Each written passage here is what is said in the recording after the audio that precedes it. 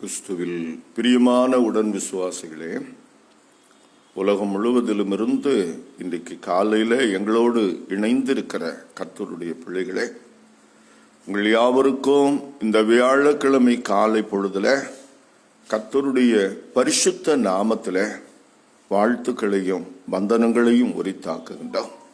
நாம் இணைந்து கர்த்தரை ஆராதிப்போம். இந்த காலை தொழுகையின் ஆரம்பம் பிதா, குமாரன், பரிசுத்தாவியின் நாமத்தில் உள்ளது. ஆமென். ஜெபிப்போம். நல்லவரும் நம்பப்படத்தக்கவரும் போதுமானவருமா இருக்கிற எங்கள் நல்ல தகப்பனே, இந்த நாளையும் எங்கள் ஆயுசு நாட்களோடு கூட்டி தந்து இந்த நாளின் காலையில கர்த்தருடைய புதிய கிருபையில நன்மையில நாங்கள் இந்த நாளை தொடங்குவதற்கு வாய்ப்பளித்த உமது அன்புக்காய் ஸ்தோத்திரம். இந்த நாளிலும் ஆண்டவரே, உலகம் முழுவதிலும் இருந்து நாங்கள் ஒரு குடும்பமாக இணைந்து உம்மை மகிமைப்படுத்த உதவி செய்தீரையா.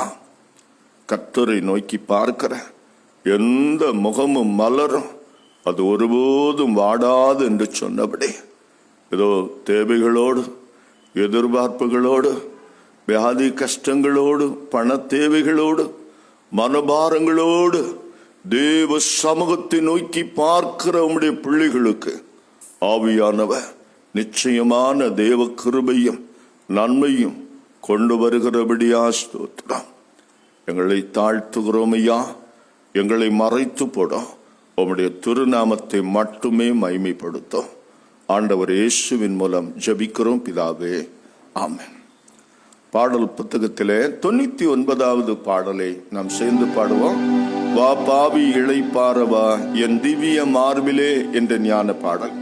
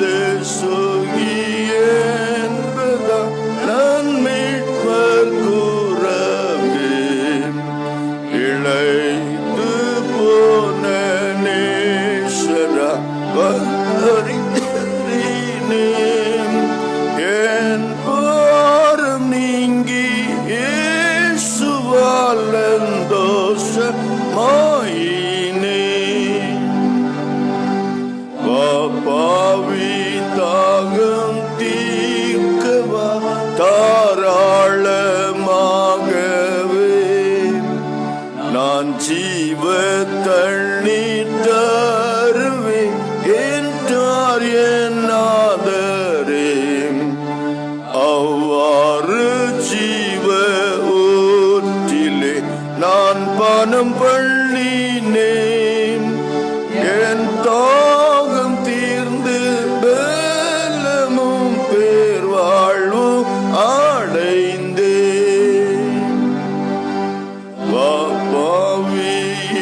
இருள் நீங்கவா லோக ஜோதியே, உன் நெஞ்சில் ஒளி வீசுவே என்றார் என் நேசரே. மெய்ஞான அருணோதயம் அவ்வாறு நான் கண்டேன். அஜோதியில் சந்தோஷமா நான் என்றும் ஜீவிப்பேன். ஆமென்.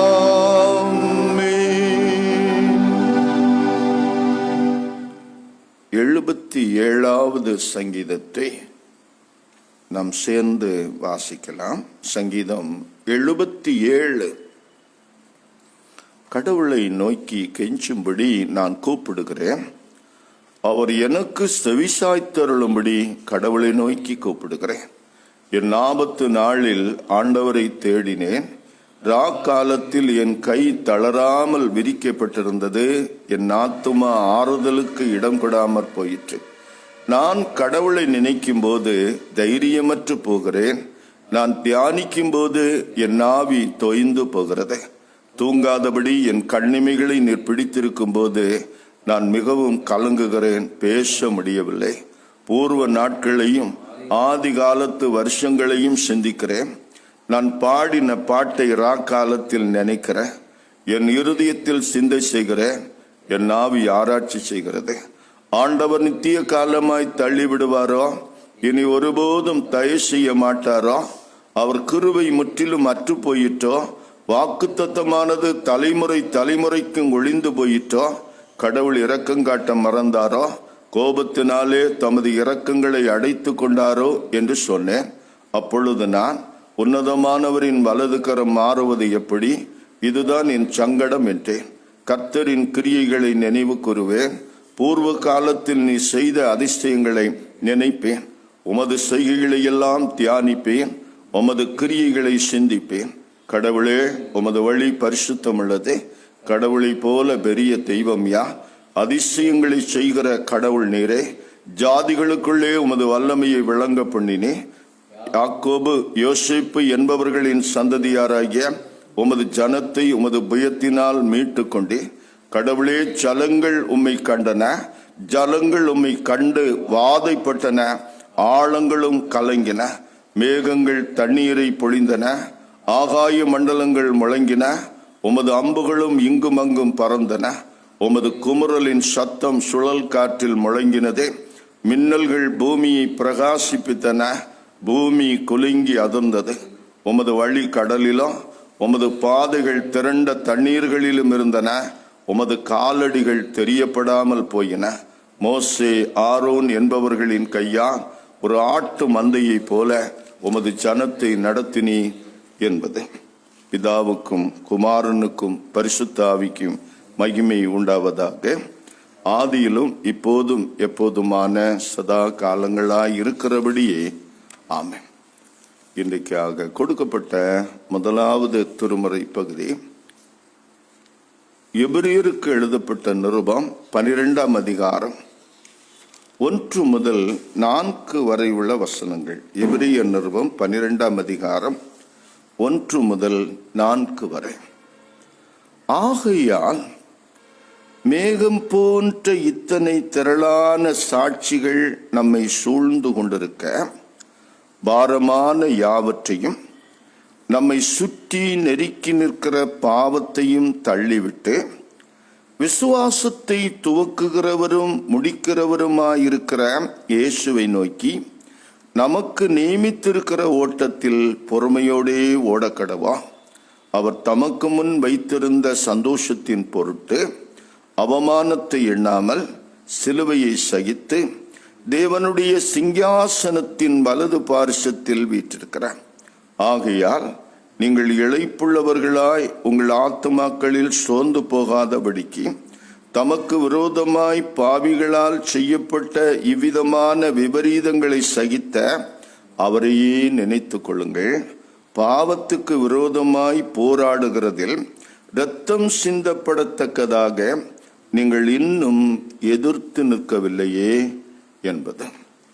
இன்றைக்காக கொடுக்கப்பட்ட நற்செய்தி பகுதி பரிசுத்த லூக்கா எழுதிய நற்செய்தி நூல் 17ஆவது அதிகாரம் 26 முதல் 33 வரை உள்ள வசனங்கள்.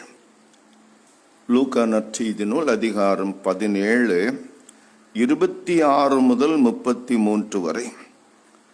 நோவாவின் நாட்களில் நடந்தது போல மனுஷகுமாரனுடைய நாட்களிலும் நடக்கும். நோவா பேழைக்குள் பிரவேசித்த நாள் வரைக்கும் ஜனங்கள் புசித்து குடித்தார்கள், பெண் கொண்டு கொடுத்தார்கள். ஜலப்பிரளயம் வந்து எல்லாரையும் அழித்து போட்டது. லோத்தினுடைய நாட்களில் நடந்தது போலவும் நடக்கும். ஜனங்கள் புசித்தார்கள், குடித்தார்கள், கொண்டார்கள், விற்றார்கள், நட்டார்கள், கட்டினார்கள். லோத்து சோதோமை விட்டு புறப்பட்ட நாளில வானத்திலிருந்து அக்கினியும் கந்தகமும் வருஷித்து எல்லாரையும் அழித்து போட்டது. மனுஷகுமாரன் வெளிப்படும் நாளிலும் அப்படியே நடக்கும். அந்த நாளில வீட்டின் மேல் இருப்பவன் வீட்டிலுள்ள தன் பண்டங்களை எடுத்து கொண்டு போக இறங்காமல் இருக்க கடவன். அப்படியே வயலில் இருக்கிறவன் பின்னிட்டு திரும்பாமலும் இருக்க கடவன். லோத்தின் மனைவியை நினைத்து கொள்ளுங்கள்.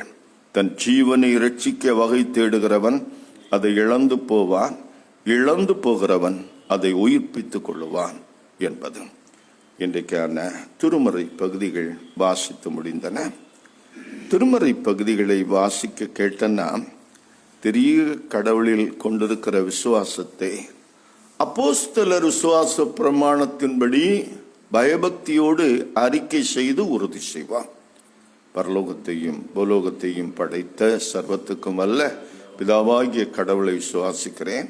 அவருடைய ஒரே பேரான குமாரனும் நம்முடைய ஆண்டவருமாகிய இயேசு கிறிஸ்துவை விசுவாசிக்கிறேன். இவர் பரிசுத்தாவியினால் கற்பத்தில் உற்பவித்து கன்னிமரியாளத்தில் பிறந்து பொந்தி பிலாத்தின் கீழ் பாடுபட்டு சிலுவையில் அறையுண்டு மரித்து அடக்கம் பண்ணப்பட்டார். பாதாளத்தில் இறங்கி 3ஆம் நாள் மரித்தெழுந்து உயிர்த்தெழுந்தார்.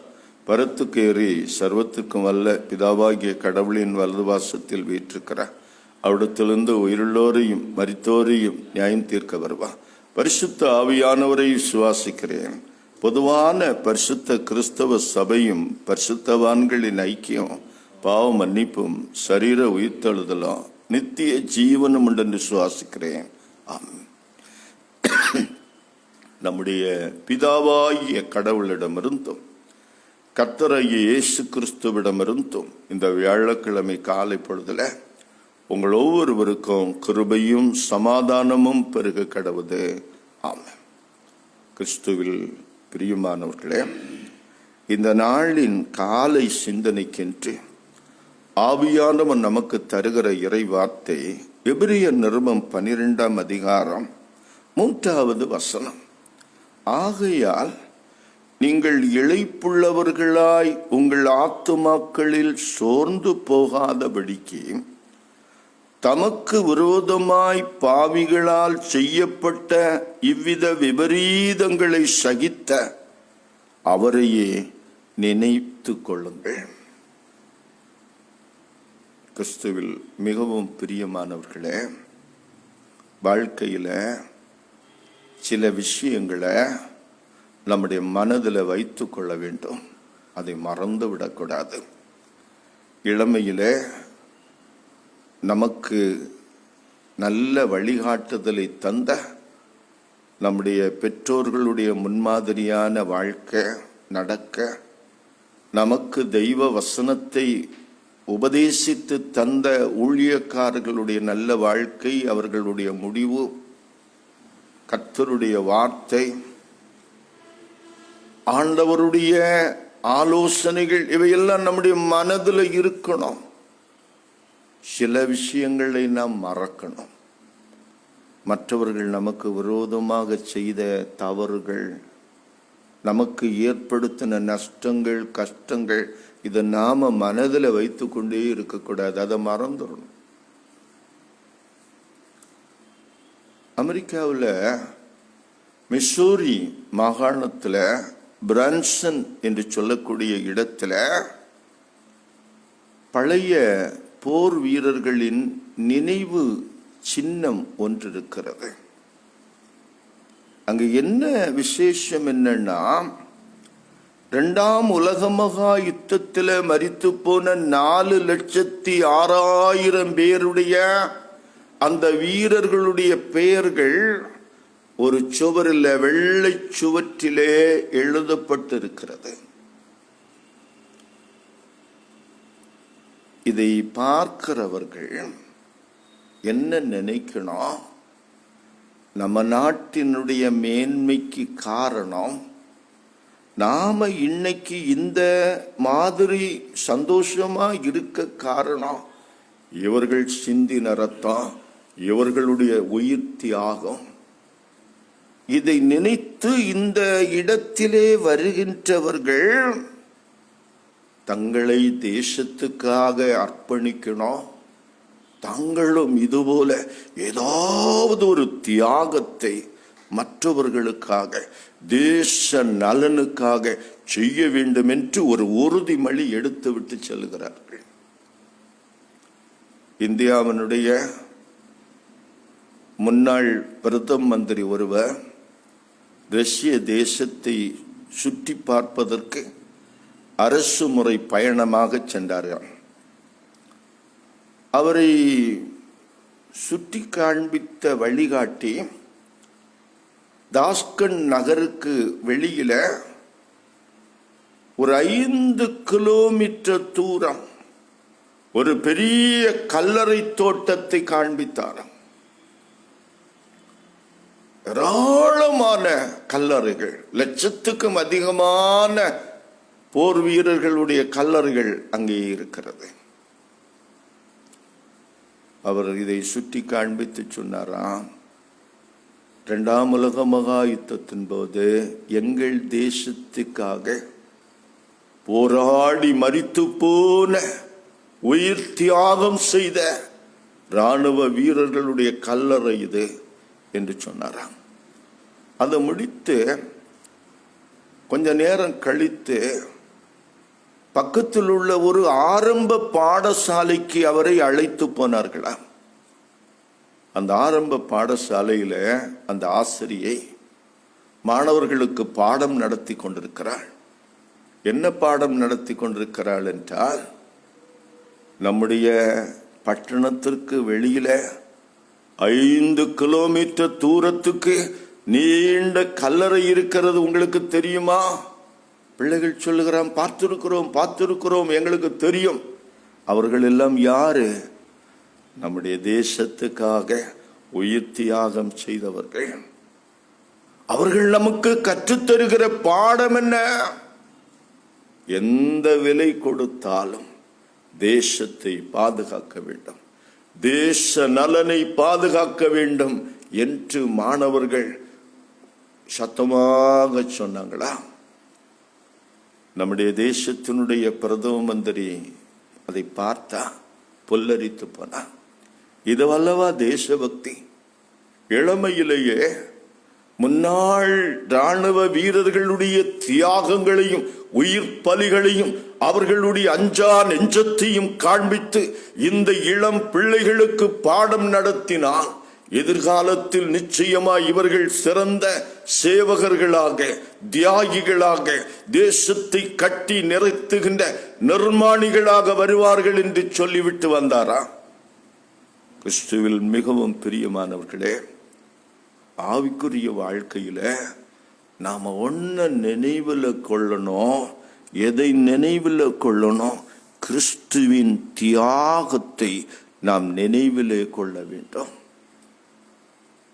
இங்கே எபிரியர் ஆக்கியோன் சொல்லுகிறார், நீங்கள் இளைப்புள்ளவர்களாய் உங்கள் ஆத்துமாக்களில் சோர்ந்து போகாதபடிக்கு. ஆவிக்குரிய ஓட்டம் என்பது ஒரு நெருக்கடியான ஓட்டம். எபிரியர் 12ஆம் அதிகாரம் 1வது வசனம் சொல்லுது, பாரமான யாவற்றையும் நம்மை சுற்றி நிற்கிற பாவத்தையும் தள்ளிவிட்டு விசுவாசத்தை துவக்குகிறவரும் முடிக்கிறவருமாகிய இயேசுவை நோக்கி நமக்கு நியமித்திருக்கிற ஓட்டத்துல பொறுமையோடு ஓடக்கூடிய ஓட்டம். இந்த ஓட்டத்துல சுயம் கிடையாது, உலக பற்று கிடையாது, பாவத்துக்கு எள்ளளவும் இடம் கிடையாது. இயேசு கிறிஸ்து நமக்கு முன்னால நிற்கிறாரு. இயேசுவை சென்று வெற்றிகரமாக அடைவதுதான் நம்முடைய வாழ்க்கையின் ஒரே இலக்காக இருக்கிறது. இதுல பார்வையாளர்கள் யாரா?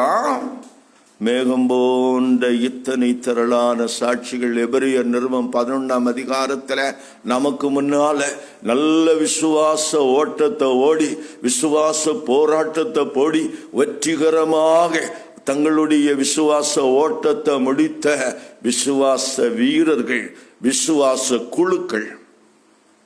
எபிரியர் 11ஆம் அதிகாரத்தில் வரிசையா சொல்லுகிறது, ஆபிரகாம் முதற்கொண்டு இன்றைக்கு வரையிலும், நேற்று வரையிலும் ஆண்டவருக்காக வாழ்ந்து மரித்த தேவ பிள்ளைகள், பரிசுத்தவான்கள் மேகம் போல நின்று கொண்டு நம்மை கவனிக்கிறார்கள், நம்மை பார்க்கிறார்கள். நம்ம விசுவாச ஓட்டத்தில் ஜெயிக்கும் போது அவர்கள் ஆரவாரம் செய்கிறார்கள், தோற்கும் போது விழும்போது அவர்கள் சங்கடப்படுகிறார்கள். மேகம் போல அவர்கள் இருக்கிறார்கள். மேகம் போல இத்தனை திரளாக இருந்து கொண்டு அவர்கள் நம்மை கவனிக்கிறார்களா? ஆனா இந்த ஓட்டத்துல நாம ரொம்ப கவனிக்க வேண்டிய ஒரு காரியம் என்ன? இயேசுவை கவனிக்க வேண்டும். ஏனென்றால் இங்க அழகாக சொல்லுகிறாரு 2ஆம் வசனம், அவர் தமக்கு முன் வைத்திருந்த சந்தோஷத்தின் பொருட்டு அவமானத்தை எண்ணாமல் சிலுவையை சகித்து தேவனுடைய சிங்காசனத்தின் வலது பார்சத்தில் இருக்கிறார். அவருக்கு உண்டான அவமானம் வேதம் சொல்லுகிறது, அவருக்கு விரோதமாய் பாவிகளால் செய்யப்பட்ட விபரீதங்கள். இந்த உலகம் இருக்கிறது பாருங்க, விபரீதமான உலகம், வித்தியாசமான உலகம், மாறுபாடான கோணலான உலகம். நன்மையை செய்தால் நன்மை கிடைக்கும் என்று நினைப்போம், பெரும்பாலும் கிடைக்காது. நன்மையை செய்கிறவர்களுக்குத்தான் எதிர்ப்பு கூடுதல், அவமானம் கூடுதல், பழிச்சொல் கூடுதல். தீமையை செய்கிறவர்கள் சில வேளை சமரசம் பண்ணி கொள்கிறார்கள். உண்மையை பேசினால் நம்மை பாராட்டுவார்கள் என்று நினைப்போம். சத்தியத்தை பேசுகிறவர்களுக்கு பாராட்டு கிடைக்கும் நினைக்கும். சத்தியத்தை உலகம் ஏற்றுக்கொள்ளவே செய்யாது. கடினமாக உழைக்கிறவர்களை நிர்வாகம் அங்கீகரிக்கும் என்று நினைப்பான். ஆனால் கோளும் பொய்யும் புரட்டும் செய்கிறவர்களுக்கு கிடைக்கிற அங்கீகாரம் கூட உண்மையா உழைக்கிறவர்களுக்கு சில வேளை கிடைக்காது, நிர்வாகத்தால் கிடைக்காது. ஆகையினால் இந்த உலகம் இருக்கிறது பாருங்க, ஒரு விபரீதமான உலகம். வேதம் அழகாக சொல்லுகிறது பாருங்க, தமக்கு விரோதமாக பாவிகளால் செய்யப்பட்ட இவ்விதமான விபரீதங்கள். நமக்கு நினைத்து பார்க்கும்போது அது விபரீதமா தெரியுது. என்ன மனுஷங்க, என்ன ஆட்கள், என்ன நிர்வாகம், என்ன இப்படி இருக்கிறாங்களே. உண்மைக்கு காலம் இல்லையே, ஒழுக்கத்துக்கு காலம் இல்லையே, நல்லதுக்கு காலம் இல்லையே, நேர்மைக்கு காலம் இல்லையே, திறமைக்கு காலம் இல்லையே. அப்படியானா எதுக்கு காலம்? வேதம் சொல்லுது, இப்படிப்பட்ட உலகத்தில் கர்த்தருக்காக வாழ்வதற்கு நமக்கு ஒரு தீர்மானம் தேவை, நமக்கு ஒரு முன்மாதிரி தேவை. அந்த முன்மாதிரி இயேசு கிறிஸ்து தான். மாமிசத்தில் வந்த 33.5 ஆண்டு காலம் இந்த உலகத்தில் மெய்யான மனிதனும் மெய்யான கடவுளுமாய் இருந்து உலகத்தின் எல்லாவித விபரீதங்களையும் பாவிகளால் செய்யப்பட்ட இந்த பாவ உலகத்தில் இருந்த மக்கள், அவருடைய சீடர்கள் உட்பட, அன்றைய மத நிர்வாகம் உட்பட, அன்றைய அரசாங்கம் உட்பட, சொல்ல போனால் பிலாத்து உட்பட விபரீதமான மனிதர்களாய் இருந்தார்கள். விபரீதமான உலகமாய் இருந்தது. அவரை விசாரித்த விதம் விபரீதம், அவரை சிலுவையில் அறைந்த விதம் விபரீதம், அவரை இந்த உலகம் நடத்தின விதம் விபரீதம். இன்றைக்கு எனக்கு பிரியமானவர்களே, விபரீதமான உலகத்துல நீங்கள் விபரீதமான காரியங்களை சந்தித்து கொண்டிருக்கிறீர்கள் என்றால் இயேசுவை நினைத்து கொள்ளுங்கள். அவரும் பாவிகளினால எப்படிப்பட்ட விபரீதங்களை சந்தித்தார். விசுவாச ஓட்டத்திலே ஒரு விசுவாசி இப்படிப்பட்ட விபரீதங்களை சகிப்பதற்கு, சந்திப்பதற்கு வேற யாருடைய முன்மாதிரியும் பார்த்தால் போதாது. இயேசு கிறிஸ்துவை நினைத்து கொள்ளணுமா? இயேசு கிறிஸ்துவை நினைத்து கொண்டால் இது ஒன்றும் பெருசா நமக்கு தெரியாது, இது ஒன்றும் புதுசா நமக்கு தெரியாது, இது பழகி போனதாகவே. ஏனென்றால் நாம் அவருடைய வரிசையில் வந்து நிற்கிறோம். நம் ஆண்டவர் இயேசு கிறிஸ்து விசுவாச ஓட்டத்தின் முதல் நபராக வெற்றிகரமாக ஓடி முடித்து பிதாவின் வலது பார்சத்திலே அவருடைய மகிமையிலே இப்போது இருந்து கொண்டிருக்கிறார். நாம் நம்முடைய வரிசையிலே அவரை நோக்கி ஓடிக்கொண்டிருக்கிறோம். நமக்கு முன்மாதிரியும் நம்முடைய நினைவிலே கொள்ள வேண்டிய ஒரே ஒரு நபரா இயேசு கிறிஸ்து தான். சில வேளைகளிலே நான் பலர் சொல்ல கேட்டிருக்கிறேன், நான் அந்த ஊழியரை மலை போல நம்பினேன், அவர் இவ்வளவு சீப்பா இருப்பார் என்று நான் நினைக்கல. நான் அந்த அம்மாவை, இந்த சபையில் உள்ள விசுவாசிய இவ்வளவு பெருசா நம்பினேன், இவ்வளவு சில்லறத்தனமா நினைப்பாங்கன்னு நான் நினைக்கல. வேதம் சொல்லுகிறது அன்பானுகளே, உலகத்துல ஒரு மனிதனும் பரிபூர்ணமானவன் அல்ல, ஒரு மனுஷியும் பரிபூர்ணமானவர்கள் அல்ல.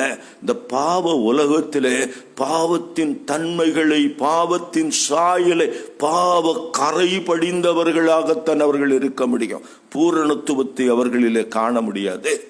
பூரணத்துவத்தை காண வேண்டும் என்றால் இயேசுவை நினைவிலே கொள்ளுங்கள், இயேசு கிறிஸ்துவை நினைத்து கொள்ளுங்கள்.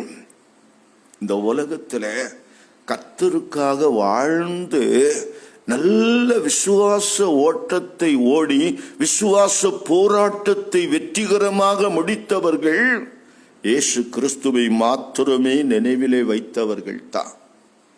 ஒரு புள்ளி விவரத்தை நான் வாசிக்கிறேன்.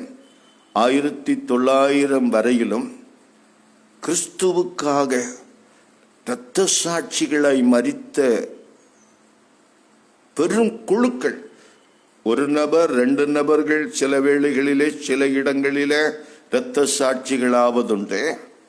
56 தடவை 1888 2000 56 தடவை 1,00,000க்கும் மேற்பட்ட மக்கள் ஒரே அடியாக இரத்த சாட்சியாக மரித்திருக்கிறார்கள். 12 தடவை 10,00,000க்கும் அதிகமான பேர்கள் இயேசு கிறிஸ்துவை விசுவாசித்தது நிமித்தம் இரத்த சாட்சிகள் ஆக்கப்பட்டிருக்கிறார்கள். 1900 1980 வரையிலும் 2,60,00,000 பேர்கள் இரத்த சாட்சிகள் ஆக்கப்பட்டிருக்கிறார்கள். 1999 மட்டும், அந்த வருஷத்துல மட்டும் 15,90,000 பேர்கள் இயேசு கிறிஸ்துவுக்காக இரத்த சாட்சிகளாக இருக்கிறார்கள். ஒருவேளை நீங்கள் நினைக்கலாம், இரத்த சாட்சிகள் இப்போது இல்லை என்று. உலகத்தின் ஏதோ ஒரு பகுதியில குழுக்களாக, பெரும் திரளாக இரத்த சாட்சிகள் பெருகி கொண்டிருக்கிறார்கள்.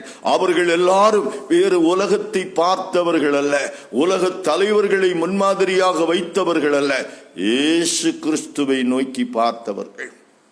ஜான் கிறிஸ்டோஸ்டம் என்று சொல்லக்கூடிய திருச்சபை தந்தையை கிறிஸ்தவ விசுவாசத்தின் நிமித்தமாக விசாரிப்பதற்கு அரசாங்கத்துக்கு முன்னால, ராஜாவுக்கு முன்னால கொண்டு போய் நிறுத்தி இருக்கிறார்கள். அரசன் ஜான் கிறிஸ்டோஸ்டம் அவர்களை பார்த்து சொல்லுகிறான், நீ நம்புகிற கிறிஸ்துவ மறுதலித்து விட்டுவிட, அது எனக்கு ஒத்து வராது. இல்லாவிட்டால் ராஜ கோபத்துக்கு நீ ஆளாக வேண்டியது இருக்கும். ஜான் கிறிஸ்டோஸ்டம் சொன்னார், என்ன இருந்தாலும் நான் இயேசு கிறிஸ்துவை மறுதலிக்கிற பேச்சுக்கு இடமே கிடையாது. என் வாழ்க்கையில அவர் எனக்கு எந்த கெடுதலையும் செய்யவில்லை. ஆகையினால என்னுடைய ஆண்டவரே, என் மீட்பரே, என்னுடைய ஒரே நம்பிக்கையை நான் மறுதலிப்பது எப்படி என்று கேட்கிறார். உடனே அரசன் சொல்லுகிறாரு, நான் உன்னுடைய உயிரை எடுத்து விடுவேன், உன்னை கொன்று விடுவேன். அப்போது ஜான் கிறிஸ்டோஸ்டம் சொல்லுகிறாரு, என்னுடைய ஜீவன் கிறிஸ்துவோடு மறைந்து இருக்கிறதே, அதை நீங்க ஒண்ணுமே செய்ய முடியாது. என்னுடைய உயிரை வேணும்னா எடுத்துடலாம், என்னுடைய ஆத்துமா இயேசு கிறிஸ்துவோடு இணைந்து மறைந்து இருக்கிறது, அதை நீங்க ஒன்னும் பண்ண முடியாது ராஜா. உன்னை ராஜா சொல்லுகிறாரு, இந்த பூமிக்குரிய உன்னுடைய உடைமைகள், செல்வம், சொத்து எல்லாவற்றையும் நான் அரசாங்கத்துக்கு சொந்தமாக்கி விடுவேன், பிடுங்கி விடுவேன். கிறிஸ்துஸ்டம் சொல்லுகிறாரு, இந்த உலகத்துல நான் கொண்டு வந்ததும் ஒன்றுமில்லை, கொண்டு போவதும் ஒன்றுமில்லை. என்னுடைய சொத்து என்பது, பொக்கிஷம் என்பதெல்லாம் பரலோகத்துல என் தேவன் எனக்காக வைத்திருக்கிறது தான். மூன்றாவது அரசன் சொல்லுகிறாரு, நான் உன்னுடைய நண்பர்கள், உன்னுடைய குடும்ப உறவினர்கள் எல்லாரையும் கொன்று விடுவேன், அழித்து விடுவேன். உனக்கு உலகத்தில் ஒருவன் கூட உனக்கு நண்பர்கள் இல்லாதபடி செய்து விடுவேன், சுற்றமும் நட்பும் உனக்கு இல்லாதபடி செய்து விடுவேன் என்று சவால் விடுகிறார். அவர் சொல்லுகிறாரு, கிறிஸ்து இயேசுவின் மேல் உள்ள அன்பை விட்டு என்னை ஒன்றுமே பிரிக்க முடியாது என்று அறிந்திருக்கிறேன். இதுக்கு மேல அரசனால ஒண்ணுமே சொல்ல முடியல, செய்யவும் முடியல. தான் கிறிஸ்துஸ்டம் இரத்த சாட்சி ஆவதற்கு அவருக்கு அடிப்படையா இருந்த நம்பிக்கை என்ன தெரியுமா? கிறிஸ்துவின் மேல் அவர் வைத்திருந்த விசுவாசம், கிறிஸ்துவை தனக்கு முன்பாக அவர் வைத்து நோக்கி கொண்டிருந்த விதம். கிறிஸ்துவில் பிரியமானவர்களே, இன்றைக்கு காலையில ஆண்டவர் சொல்லுகிறது ஒன்றுதான், இயேசுவை நினைவில் கொள்ளுங்கள்.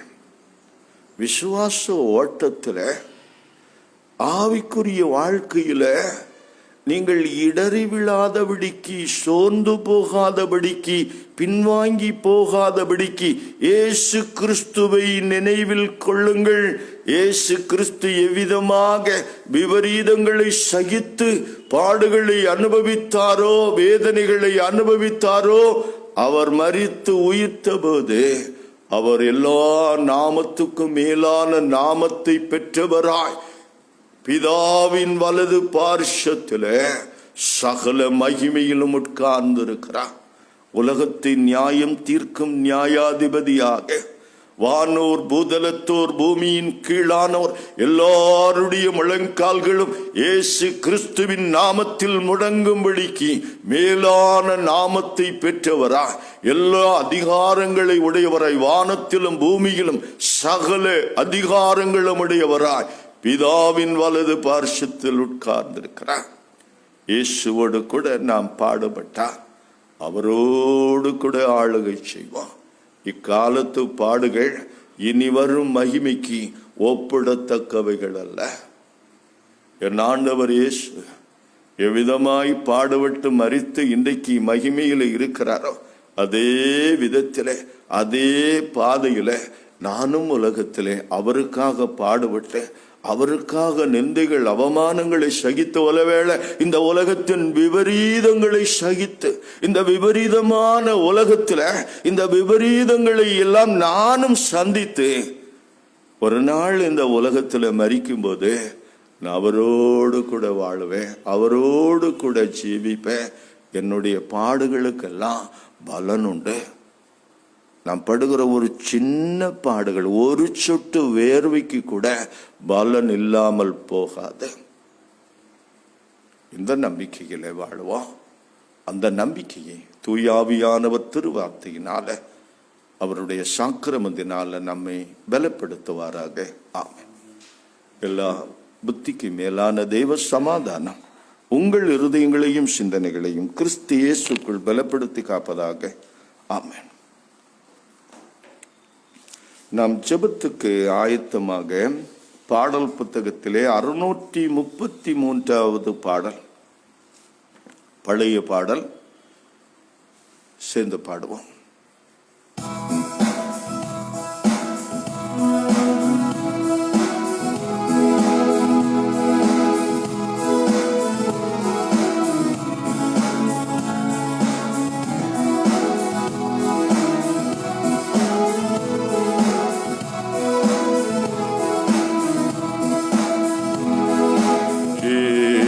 சொன்னதை கேசுவா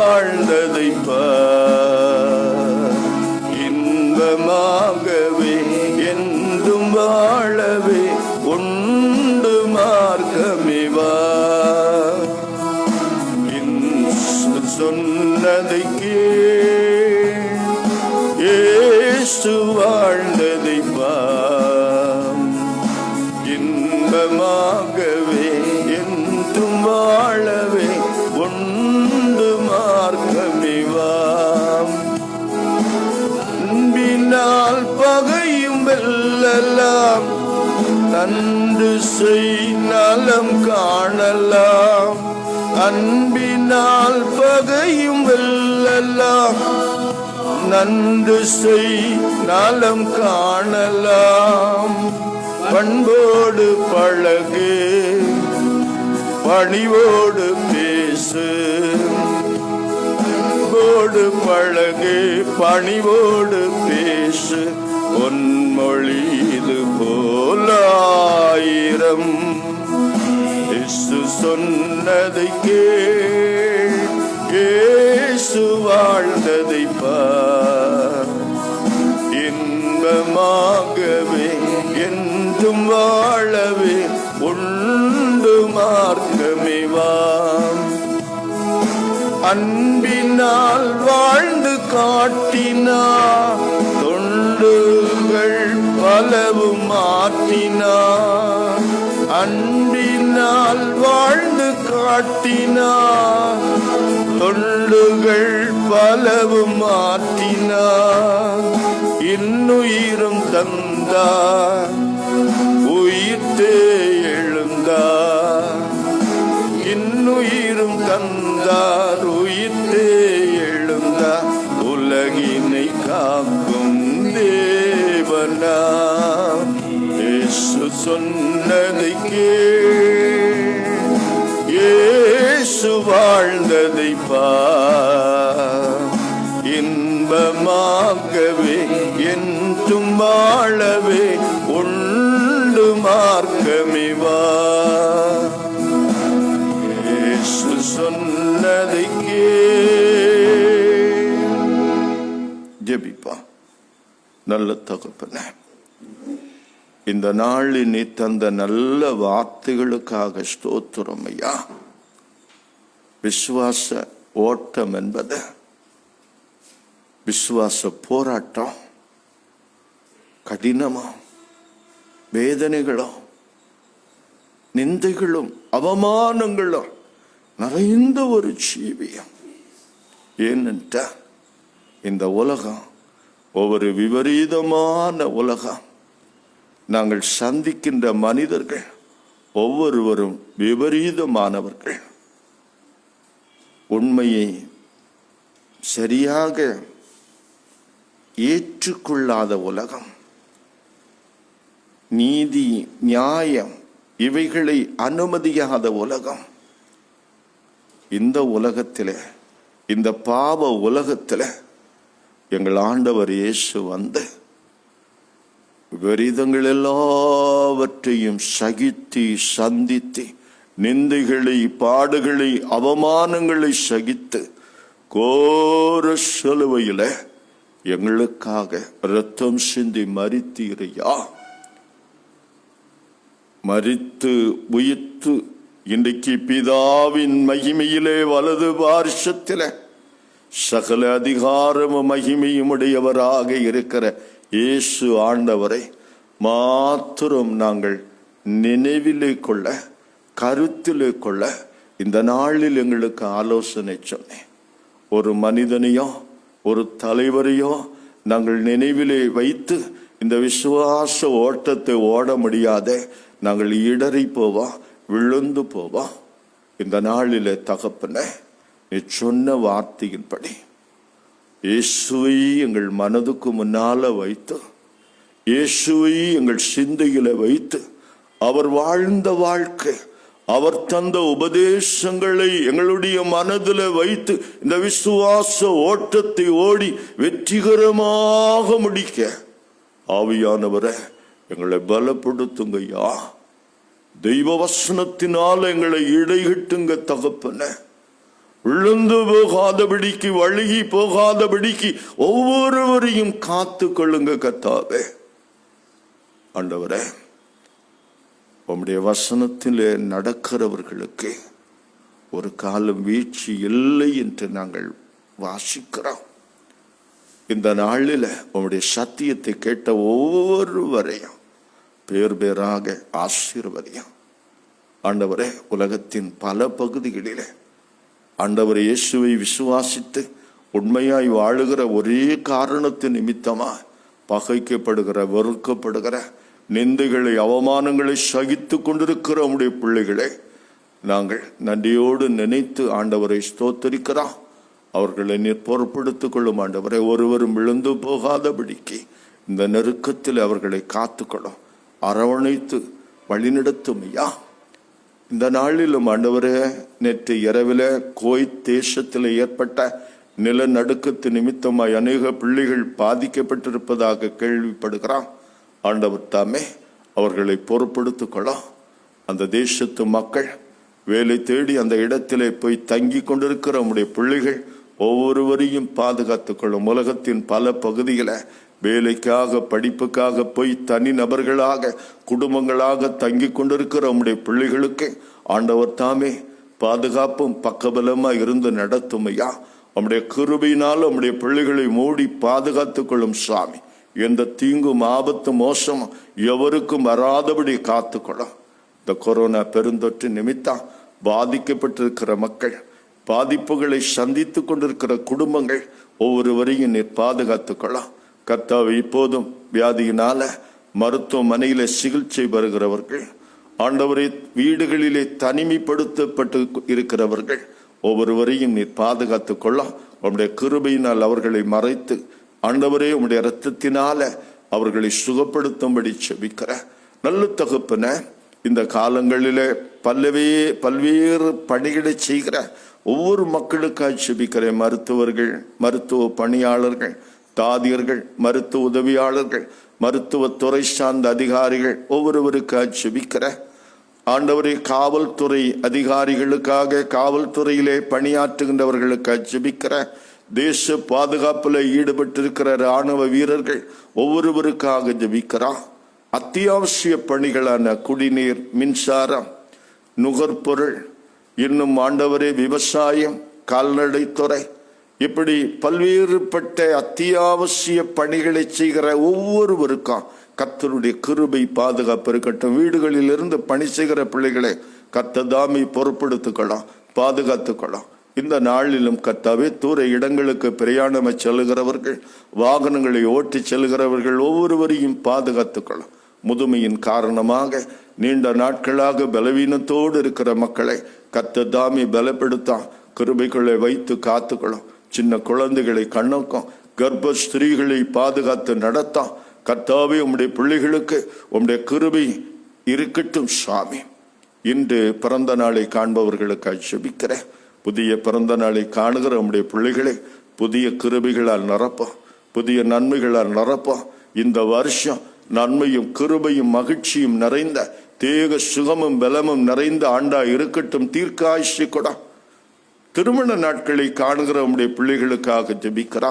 குடும்ப வாழ்க்கையில இணைந்து இந்த ஆண்டு வரையிலும் உம்முடைய கிருபையினால காக்கப்பட்டிருக்கிற உம்முடைய மக்கள் இன்றைக்கு ஒரு புதிய திருமண ஆண்டை காணும்போது கர்த்தருக்கு நன்றி செலுத்தவும். இந்த ஆண்டிலும் தந்த குடும்பங்களில ஆண்டவருடைய கிருபையின் நன்மையை பெற்றுக்கொள்ளவும், அநேக திருமண ஆண்டை கண்டு பிள்ளைகளின் பிள்ளைகளை கண்டு மனநிறைவோடு வாழ தேவரீர் கிருபை செய்யவும் வேண்டும் என்று செபிக்கிற. தேசத்தை ஆசீர்வதியும், தேச தலைவர்களை ஆசீர்வதியும். உலகம் முழுவதும் உள்ள எல்லா தேச தலைவர்களுக்காகவும் ஜெபிக்கிறான். திருச்சபைகளை ஆசீர்வதியும். திருச்சபை விசுவாசிகளோடு நம்முடைய இரக்கம் இருக்கட்டும். மிஷனரிகளை, அவர்கள் குடும்பங்களை பாதுகாத்துக் கொள்ளும்.